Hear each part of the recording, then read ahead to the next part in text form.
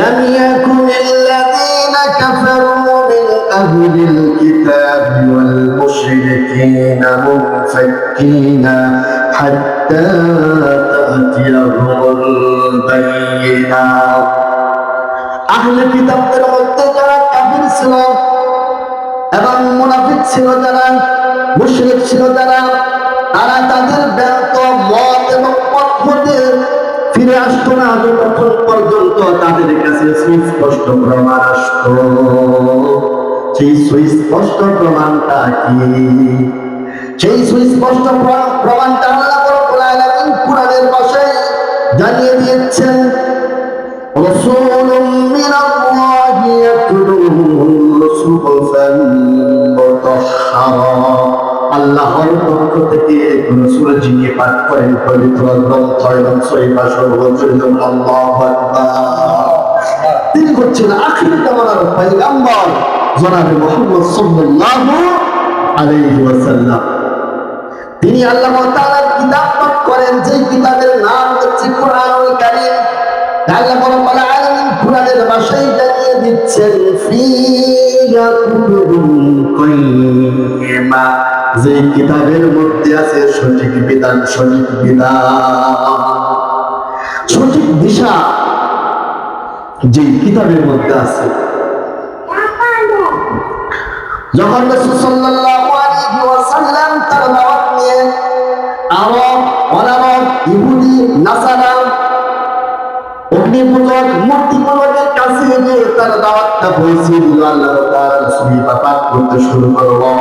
আল্লাহ রাব্বুল আলামিন কুরআনের ভাষায় জানিয়ে দিচ্ছেন যে ওমা তাফাররাকাল্লাযীনা উতুল কিতাবা ইল্লা মিন বা'দি মা জাআতুহুমুল বায়িনা। যখন রাসূল সাল্লাল্লাহু আলাইহি ওয়াসাল্লাম নিজে সত্য প্রমাণ যে নবী এবং আল্লাহ তাআলা তার কাছে ওহির মাধ্যমে কুরআনুল কারীম অবতীর্ণ করেছেন, সেইটা তাদেরকে পাঠ করে শোনালেন।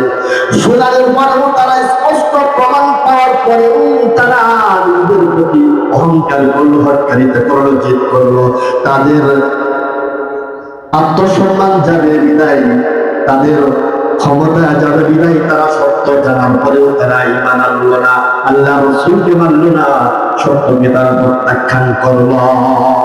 তারা জিদ করলো, তারা অহংকার করলো। তাদের মধ্যে কিছু লোক নিবদ্ধ হয়ে গেল, বিচ্ছিন্নতা দেখা দিল। তাদেরকে বেশি কিছু বলা হয়েছিল না। আল্লাহ রাব্বুল আলামিন কুরআনের ভাষায় জানিয়ে দিচ্ছেন যে ওমা উমিরু ইল্লা লিয়াবুদুল্লাহা মুখলিসিনা লাহুদ-দীন হুনাফা ওয়া ইকিমুস সালাতা ওয়া ইউতুজ যাকাতা ওয়া যালিকা দীনুল কাইয়্যিমা। তাদের কাছে যখন আহলে কিতাবদের বাণী যখন আল্লাহ রাসূল সাল্লাল্লাহু আলাইহি ওয়াসাল্লাম ইসলামের দাওয়াত, দ্বীনের দাওয়াত দিতে লাগলেন, তিনি বলছিলেন তোমাদেরকে মাত্র তিনটা কাজ করতে হবে। তিনটি কাজ। এক নম্বর কাজ হচ্ছে আল্লাহ তাআলার প্রতি তোমাদের ঈমান আনতে হবে, একনিষ্ঠভাবে আল্লাহ তাআলার ইবাদত করতে হবে। দুই নম্বর হচ্ছে নামাজ প্রতিষ্ঠা করতে হবে। তিন নম্বর হচ্ছে আল্লাহ তাআলার প্রত্যেক মুসলিমদেরকে তোমাদের যাকাত দিতে হবে। এটাই হচ্ছে সঠিক বিধান, সঠিক ধর্ম। এটাই কি সঠিক বিধান, সঠিক ধর্ম। তাই রাসূল সাল্লাল্লাহু আলাইহি ওয়াসাল্লাম বলেছেন যারা ইহুদি ছিলেন, ইহুদিদের মধ্যে ৭১টি ফিরকার মধ্যে বিভক্ত হবে, আর যারা নাসারা ছিলেন নাসারাদের মধ্যে ৭২টি ফিরকায় বিভক্ত হবে। আর আখিরি জামানার পয়গম্বরের উম্মতের মধ্যে ৭৩টি ফিরকায় বিভক্ত হয়ে যাবে। রাসূল সাল্লাল্লাহু আলাইহি ওয়াসাল্লাম বললেন আখিরি জামানার পয়গম্বর উম্মতের মধ্যে যে ৭৩টি ফিরকা হবে, ৭২টি ফিরকায় জাহান্নামে চলে যাবে। আর একটি ফিরকার লোক যারা আহলে সুন্নাহ ওয়াল জামাতের মধ্যে কাজ করবে তারাই জান্নাতে হয়ে যাবে। সুবহানাল্লাহ। সাহাবায়ে কেরাম জিজ্ঞেস করলেন যে সেই এক ফিরকার লোক কারা? তখন রাসূল সাল্লাল্লাহু আলাইহি ওয়াসাল্লাম বললেন যে এরা হচ্ছে তারাই যারা নাকি আমি এবং আমার সাহাবীদের আদর্শের মধ্যে রয়েছে। এক ফিতনার লোক তারা জান্নাতে যাবে, আর বাকি 72 ফিতনার লোক তারা কোথায় যাবে? জাহান্নামে যাবে। আর এক ফিতনার লোক তারা জান্নাতে চলে যাবে। সেজন্য আমাদের উচিত যখন সত্য এসে যায়, আমাদের কাছে প্রমাণ এসে যায়, আমাদের অহংকার, আমাদের মান সম্মান জবাবই দেয়, সেটা দিকে আমরা তাকিয়ে থাকবো। সত্য এই সত্যটা আমরা সাথে সাথে গ্রহণ করব। যখন ওই মূর্তি পূজা অগ্নি পূজার যারা ছিল নাচেরা ছিল, যারা তাদের কাছে দাওয়াত করেছে, এগুলো তাদের মধ্যে অনেক দলে বিভক্ত হয়ে গেল। কেউ অনেকেই তারা মানল না। যারা না মানলো তাদের জন্য আল্লাহ রাব্বুল আলামিন এভাবে আয়াত নাযিল করে দিলেন, ইন্নাল্লাযীনা কাফারু মিন আহলিল কিতাবি ওয়াল মুশরিকিনা ফী নারি জাহান্নাম খালিদিনা ফীহা উলাইকা হুম শাররুল বারিয়া। নিশ্চয়ই যারা আহলে কিতাবদের মধ্যে যারা কাফির ছিল, মুশরিক ছিল, যারা সত্যকে প্রত্যাখ্যান করল, তারা চিরস্থায়ীভাবে জাহান্নামে অবস্থান করবে। আর এরাই হচ্ছে সৃষ্টির এরা কি সৃষ্টির নিকৃষ্টতম তাদেরকে বলা হয়েছে। চিরস্থায়ীভাবে তারা জাহান্নামে অবস্থান করবে। আল্লাহ তাআলা আমাদের সেই জাহান্নাম থেকে হেফাজত করুন। সকলে বলি আমিন। আমরা কেউ জাহান্নামে যেতে চাই না।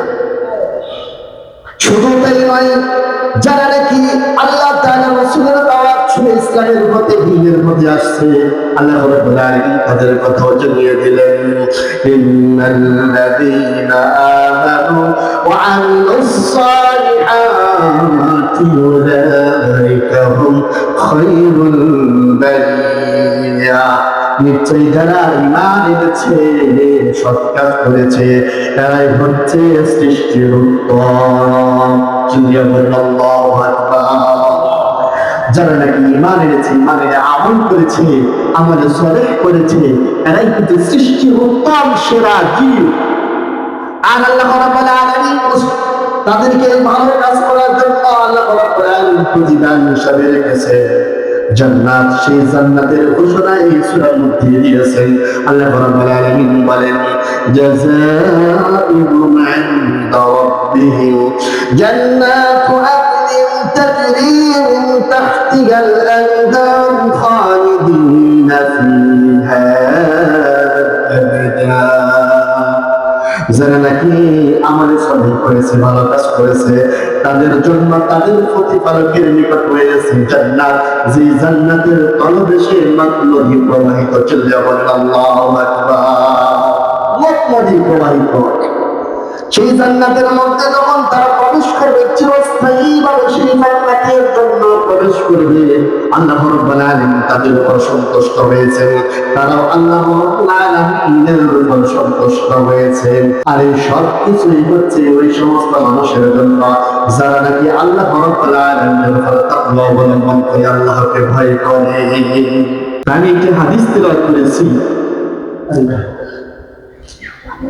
أن رسول الله صلى الله عليه وسلم مفتاح الجنة الصلاة। রাসূল সাল্লাল্লাহু আলাইহি ওয়াসাল্লাম বলেছেন, নামাজ হচ্ছে বেহেশতের চাবি।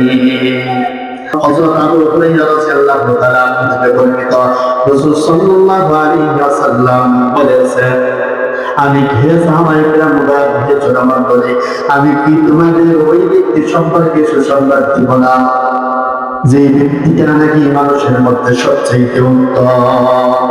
তখন সাহাবায়ে কেরাম রাদিয়াল্লাহু তাআলা আনহুম জিজ্ঞেস করে, ইয়া রাসূলুল্লাহ, অবশ্যই দিবেন।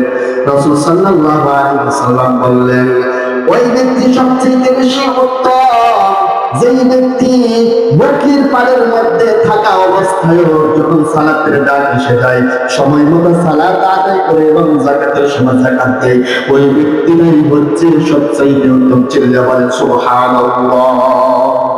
সেজন্য আমাদের উচিত যে যেই পেশাই আছে না কেন, ওই পেশার মধ্যে থেকেই আমাদের সময় মতো সালাত আদায় করতে হবে।